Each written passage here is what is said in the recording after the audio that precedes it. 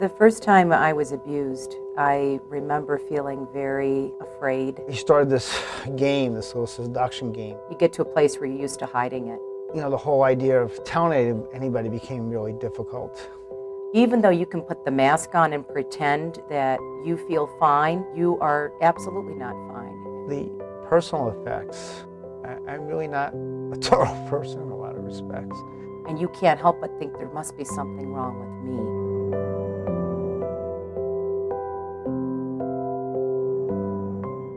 My father was pretty physically abusive. He used to use a barber strap to the point where I dove through windows trying to get away from him. The myth that it only happens in that part of the community or it only happens down in the inner city is absolutely not true. The problem of child abuse is an epidemic. On a national level, 1 million children each year in this country are abused or neglected. Every day in this country, 5 children die from child abuse. Every 6 minutes in this country, a child is sexually abused. The Bivona Child Advocacy Center is a warm and friendly haven for children during a traumatic period in their lives. Custom-designed interview rooms, play therapy areas, and toy-filled waiting rooms make children feel safe and comfortable from the moment they arrive. It's important to have those agencies all under one roof for children. It reduces the trauma for kids so that they don't have to tell and relive their story of victimization over and over and over again. The Bivona Child Advocacy Center was designed to bring together multiple agencies involved with investigating child abuse. Now, under one roof, these agencies have been able to improve prosecutions of abusers while reducing the trauma to abused children. Our partner agencies are Monroe County Child Protective Services, Monroe County District Attorney, Law Enforcement, Rape Crisis Service, the REACH Clinic of the Golisano Children's Hospital, Linden Oaks Sexual Abuse Treatment Services, and Catholic Family Center.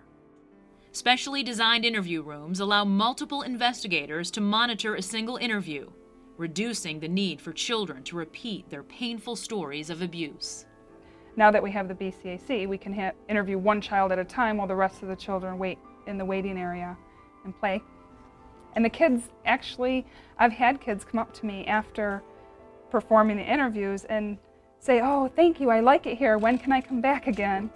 I just think that it makes them feel safe. And if you think of a child who's in that situation, been victimized, been traumatized, and then to go through all those steps, it's a very traumatic process, and frankly not a process that was very good at getting accurate and reliable information.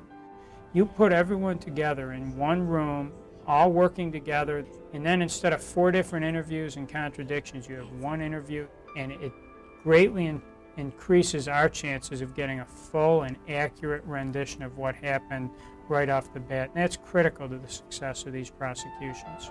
To be able to come into a facility that is very warm, very child-friendly, very comfortable is so much better than a police station or the emergency department or an office at social services. I don't think any child knows what they sign up for when they first disclose sexual abuse. They have no idea. Ultimately, they just want it to stop. My cousin was 10 years older than I was when he came to live with us. I was about 8 at the time. He started to pay a lot of attention to me, and I began to idolize him. Eventually he started this game, this little seduction game, and started it with curiosity and showing me different things.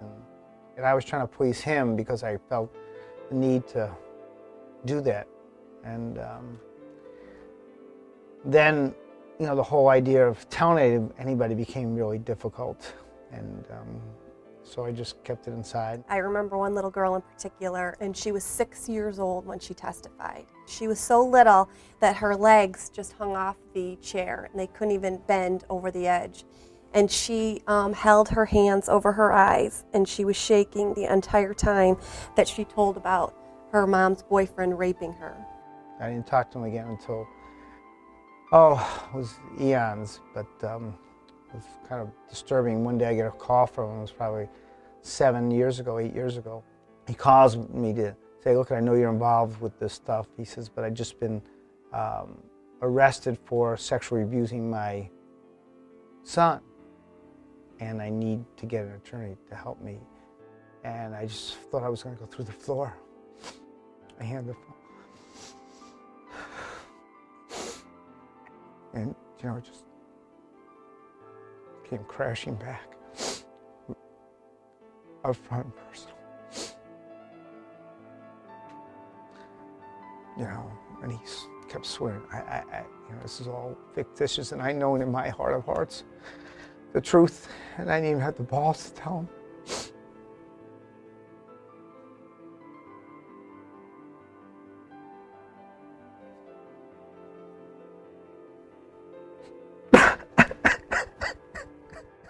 People don't get over being sexually abused. They learn how to cope. You know, I smell and taste it every day of my life. I'll be talking to somebody and I'll drift off, and that's what I'm thinking about. And it's kind of put a hole inside.